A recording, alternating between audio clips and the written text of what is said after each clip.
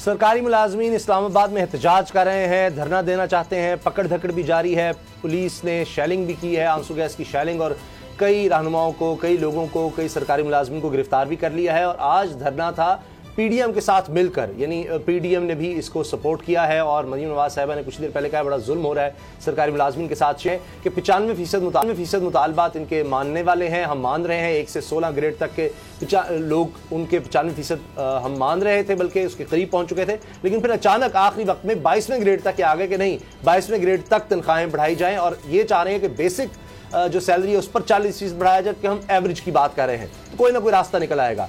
साथ ये कहा जा रहा है कि सूबाई हुकूमत का मामला सूबे देखेंगे। और परवेज खटक साहब ये कह रहे हैं कि हम सरकारी मुलाजमीन को 4 माह के लिए रिलीफ देने के लिए तैयार हैं, जब तक कि बजट नहीं आ जाता, बजट पास नहीं हो जाता।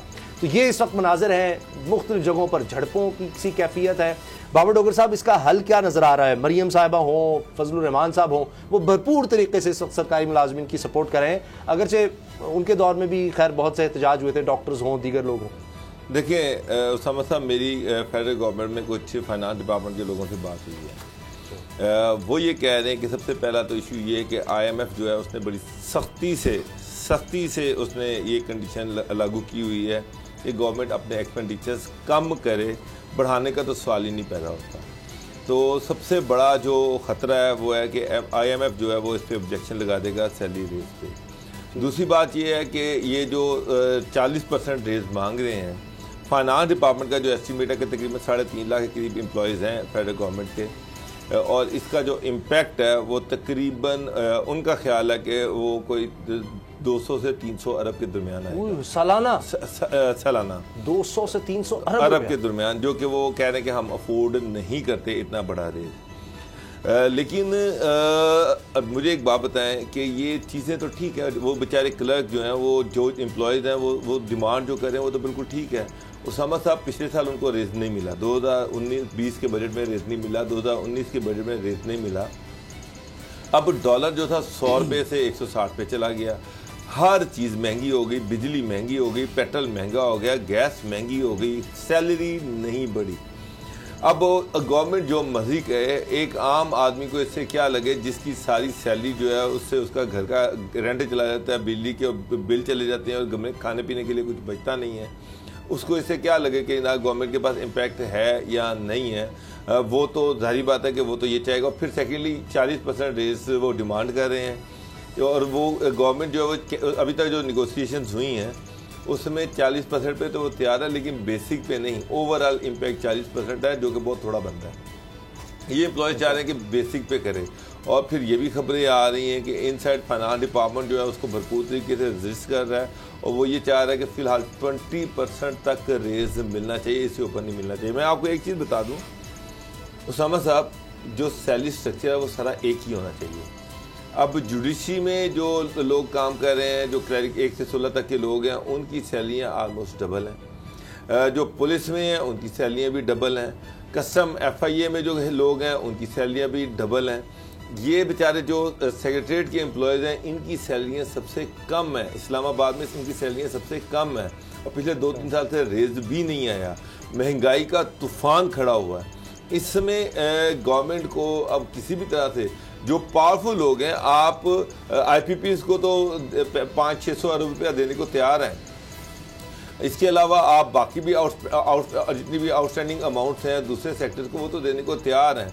लेकिन वो गरीब जिसके घर का चूल्हा नहीं बच रहा, 16 तक तो हम मान रहे थे 95% मुतालबात, और कोई ना कोई हल निकल आएगा। ये अचानक 22वें ग्रेड तक का मामला आ गया, और उसका इम्पैक्ट तो शायद 1 से 16 का इतना नहीं आएगा जितना ये फिर 16 से ऊपर 22वें ग्रेड तक आएगा। उसामा साहब, ये गवर्नमेंट बहाना बना रही है। मुझे एक बात बताएं, ग्रेड 17 से ग्रेड 22 तक फेडरल गवर्नमेंट के कितने एम्प्लॉयज होंगे? 5 से 6,000, 5,000, 4,000, इससे ज्यादा तो नहीं है। 3.5 लाख तो छोटे एम्प्लॉयज हैं, जिसमें वो कह रहे हैं कि मामला हल हो चुका है। तो ग्रेड 17 से 22 तो 4-5 हज़ार लोग हैं, और उसका इम्पैक्ट तो इतना बड़ा आना ही नहीं है। असल चीज़ ये है कि फाइनेंस डिपार्टमेंट इसको जो है अपोज कर रहा है। फाइनेंस डिपार्टमेंट जो है वो कह रहा है कि इतना बड़ा इम्पैक्ट जो है वो हम नहीं उसको उतना बोझ उठा सकते। उसके बाद आगे आपने किस्त लेनी है IMF से। IMF ने पहले ही आप पे कंडीशन लगाई हुई हैं कि आप अपने मसाइल की भी कमी है। सर, पहले टैक्स मैं बता देता हूँ डोगर साहब ने जो बात की है बिल्कुल सारी चीज़ है, इसकी मैं एग्री हूँ।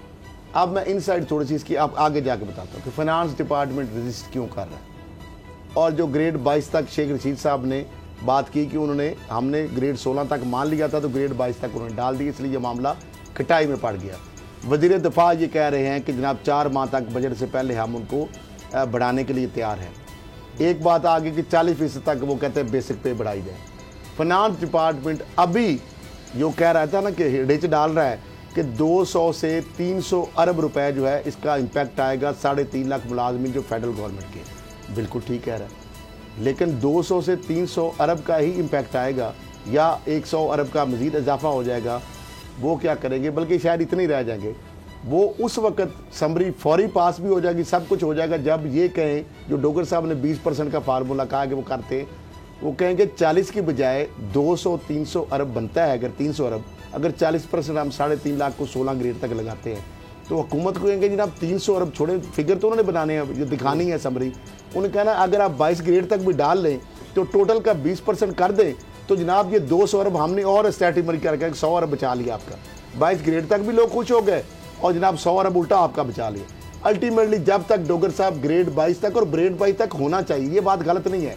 अगर 4-5 हज़ार लोग जो है देखे ग्रेड 17 से 22 थे, उनके एक्सपेंडिचर भी ज़्यादा है, उनके उस तरीके से अगर छोटा जिस तरह का बंदा इन्वायरमेंट में रहता है उसके अखराजात भी बढ़ते हैं। तनख्वाहें कोई लाखों में या कोई 7 डिजिट में तो नहीं है किसी भी। ठीक है, कंपनीज के अंदर शहबाज शरीफ साहब ने जहाँ 56 कंपनियां बना के वो तो एक लूट सेल लगाई थी, 24 लाख 26 लाख ब्यूरोक्रेट को दे रहे थे। अभी डोगर साहब 22 ग्रेड में क्या लोगों को मिलता है? 17वें ग्रेड जो है उसके लेके 22 ग्रेड तक पहुंचने में तो टाइम लगता है, 15-20 साल 30 साल उसकी पूरी सर्विस के बाद जाके 22 तो आखिरी एक्सट्रीम लेवल है। 21 ग्रेड जो है 22 के तो खाल अब दफ्तर है ना, 21 तक आप जाते हैं, उसके बाद 20, 19, 18, 17 तो वो 2-3 लाख 5-6 हज़ार मुलाजिम से भी कम आ जाते हैं। तो लिहाजा उनका अगर आप जितना भी रेज बढ़ा लें, 30% बढ़ाएं, 40 बढ़े, उसका वॉल्यूम या इम्पैक्ट बहुत सारा नहीं बढ़ता। ये 3.5 लाख जो मुलाजिम है इनका अगर इस तरह कर लें, या तो कि इनका आप 30% बढ़ा लें, उनका 10%, उस तरह वो आएंगे नहीं। वो कहेंगे जी हमारा कम कम हमारा उस हिसाब से उनका, हालांकि उनका 10-20% पड़ेगा तो इनकी पूरी तनख्वाह बेसिक से उनका ज्यादा वॉल्यूम चला जाएगा तनख्वाह का, क्योंकि ऑलरेडी उनकी तनख्वाह का स्ट्रक्चर ज्यादा है। और जो बराबर की बात कर रहे हैं, ये स्ट्रक्चर एक होना डॉक्टर साहब बहुत बड़ी अहम बात है, और इसमें सासे महरूमी भी पैदा हो रहा है। अगर जुडिशरी में एक ड्राइवर जो सुप्रीम कोर्ट या हाई कोर्ट की तनख्वाह लाख से ऊपर है, आपको पता है एक ड्राइवर की तनख्वाह लाख से ऊपर है, तो जब ये देखे ना तो 17 ग्रेड के अफसर की भी तनख्वाह नहीं इतनी, 18 ग्रेड के अफसर की तनख्वाह भी इतनी नहीं है डॉक्टर साहब, जो सुप्रीम कोर्ट या हाई कोर्ट के ड्रामे एफआईए मोटर बहुत कम तनख्वाह है डॉक्टर साहब। एफआईए छोड़े, नैब में अच्छी तनख्वाह है, फिर पैमरा में पैमरा का सुन ले, पैमरा का सैलरी स्ट्रक्चर बहुत अच्छा है, ऑटोनमस बॉडीज के अंदर बहुत ज्यादा प्रोग्राम में, ओजीडीसीआर में, पैपरा में, इस तरह जो कंपनीज है ऑटोनमस बॉडी है, नेस्पाक में। लेकिन जो सरकारी जो ब्यूरोक्रेट है, जो सीएसएस करके आते हैं, जो पुलिस सर्विस ऑफ पाकिस्तान के लोग हैं, उनकी तनख्वाह उसामा साहब 17 ग्रेड की तनख्वाह जो है ना वो एक बहुत थोड़ी होती है। मैं बता के उनको लोगों को सामने एक्सपोज नहीं करना चाहता, वो लाख से भी कम होती है तनख्वाह आपकी। तो लाख के अंदर जो 17 ग्रेड का ऑफिसर अगर एएसपी है या असिस्टेंट कमिश्नर है तो वो किस तरह गुजारा करेगा? उसके बच्चे स्कूल जाने हैं, जारी बात उस इन्वायरमेंट में जाना पड़ेगा ना उनको। वो गाड़ी तो उसको एक ही मिलती है, वो भी एक गाड़ी पेट्रोल फायदा देगी या नुकसान देगी? क्योंकि ये कह रहे हैं परवेज खटक साहब या शेख रशीद साहब, बल्कि ये कह रहे हैं कि जी ये सियासत में अगर आएगा ये मामला तो इससे ये नुकसान होगा। देखें तो सही है ना, एक्सप्लॉइट आप तो अपना उनको किया नहीं, एलीट फोर्स की इन्होंने तनख्वाह नहीं बढ़ाई, पंजाब पुलिस की नहीं बढ़ाई, और ये सिंध जो पंजाब पुलिस का पहले रौला डाल पुलिस की तनख्वाहें बहुत ज्यादा है सिंध और दूसरे, अब हो रही है रौला डाल के पेट्रोलिंग पुलिस, वार्डन वाले, पंजाब पुलिस, अब इनकी तनख्वाहें उल्टा कई सूबों से कम हो रही हैं क्योंकि वो शहबाज शरीफ साहब 10 साल रहे हैं, महंगाई बहुत ज्यादा हुई है। हुकूमत ये कह रही है जैसे इशारे तो ये मिल रहे हैं, परवेज खटक साहब तो ये कह रहे हैं कि 4 महीने तक हम रिलीफ, मीडिया बहुत सारा क्राइसिस है आपके सामने है, इश्तिहारात ब्राइब दिए रहते अरबों रुपए के, अब मीडिया इंडस्ट्री वही है। सब्सक्राइब करें और बेल दबाएं ताकि कोई खबर रह न जाए।